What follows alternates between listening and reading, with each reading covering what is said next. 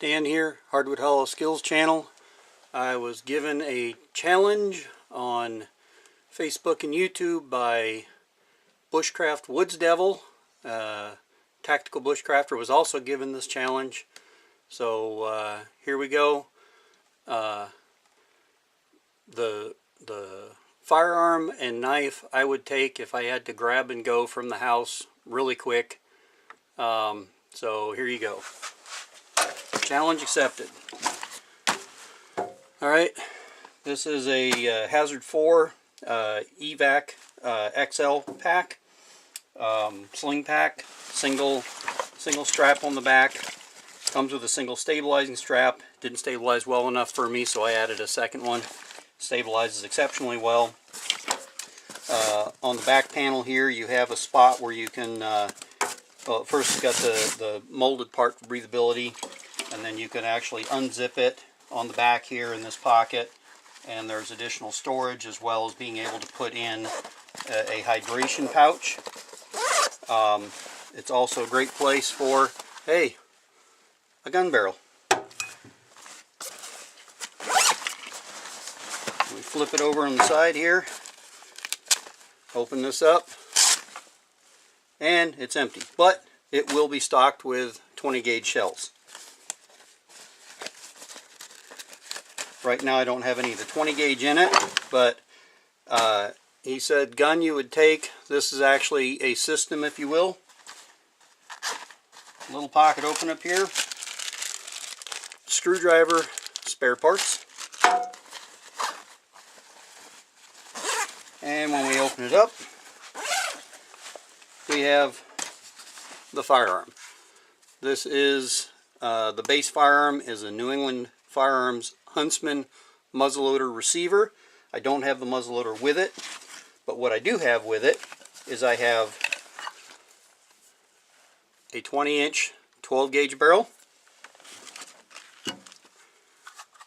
a 20-inch 20-gauge barrel, and a 22-inch 44 mag barrel, which has its own forend. The forend fits that I have on fits both shotgun barrels. And as for the knife, this is the KaBar Camp Knife. It is no longer made. That is, there we go, in frame 8 inches of 1095 high carbon steel. And I can tell you this thing is an absolute beast. I've used it quite a bit. It's coated, it's razor sharp, and it's coated to prevent corrosion.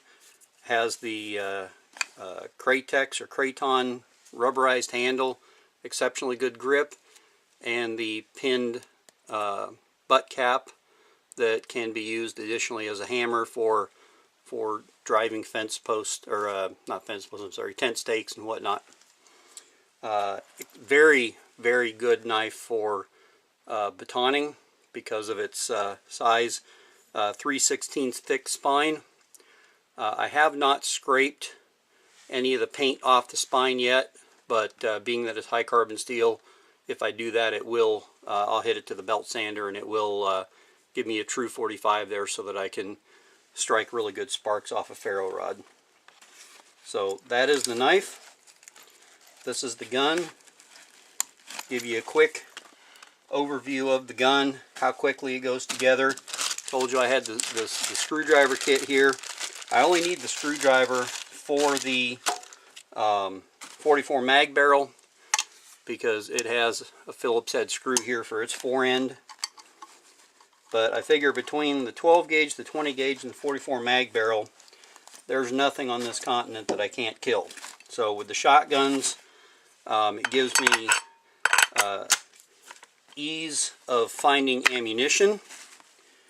And put the screw back in here, run that in with a screwdriver, and I now have a fully functioning 44 Magnum rifle. 240 grain loads, good out to a couple hundred yards. It is only open-sighted, although it does have a rail for a scope. I do have a compact scope that I can put on here. that I might put on here at some point.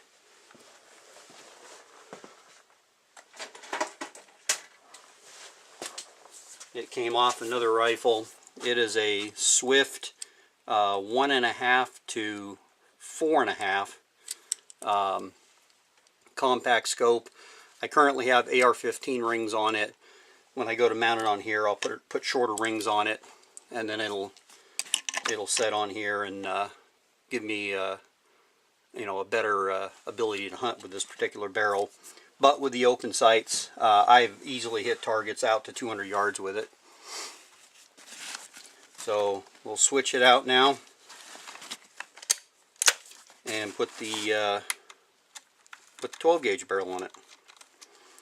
Now for the 12 gauge barrel, and the 20 gauge barrel, no tools are required because of the forend that I have for it. That forend I'll show you in a second here. That's called the Survivor forend from Choate Industries. Choate Industries actually are the same people that make all of New England Firearms plastic. So that was the 44 mag barrel. I've just got extra screwdriver bits. There's an extra thumb screw for the forend in there. So take that thumb screw out, pull the forend off. Now the reason they call this the Survivor forend is because it's manufactured deep and there's storage compartments inside here to put survival gear. So let's go ahead and snap the 12 gauge on.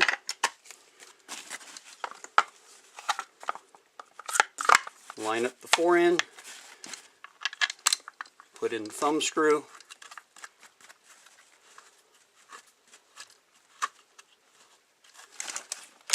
and we now have a 12 gauge survival rifle or survival shotgun.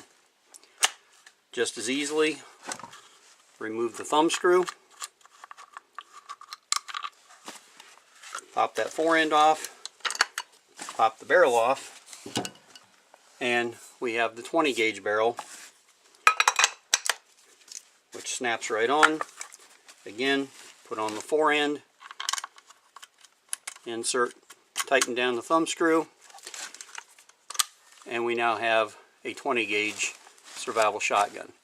Both of my shotgun barrels have fiber optic front sights on them, so it illuminates them very brightly. The 20 gauge has a much larger one, again illuminates very brightly. Does a great job, fits in this case. And the one upside of this case also is that if I have the gun assembled, there's a little pocket right here. Undo that zipper, or I shouldn't say pocket, a little zipper there. You can insert the muzzle of the firearm through that zipper, drop it down into the case, and then you can carry it in this case assembled with the barrel sticking out through that zippered slot. You can't withdraw the gun when it's in that slot, but you can carry it that way. Honestly though, if I was going to carry it assembled that way, I would likely, instead of using that little zipper, slide it in this way, bring the main zippers up to it this way, and then I would carry it sticking out through the main zippers, because that way I can just get a hold of it, rip it open, and pull the gun out right through the main compartment. And then there's plenty of room in there also for ammo. This holds 26 rounds. That pouch on the side that I showed you, that's going to hold 25 rounds. That's going to be for 20 gauge. This is until I get my hands on a second one of these. Then I'll have 20 gauge in there, 12 gauge here. Goes right in the case. Everything fits in here nice and secure. I don't have it in here at the moment, but there's actually a separator so that I can separate the barrels and the action. But all barrels and action fit in this case nice and secure when you do it right.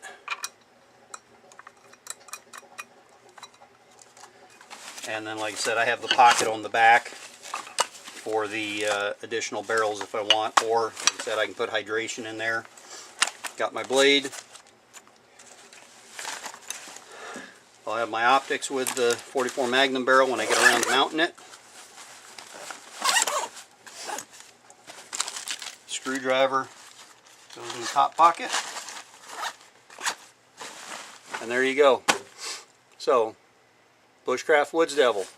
Challenge accepted and met. Now it's on to see what the tactical bushcrafter comes up with. Alright, Dan, Hardwood Hollow Skills channel. I'm out. You have a great day. Remember, always practice proper firearm safety. Remember the universal safety rules. And have a great day.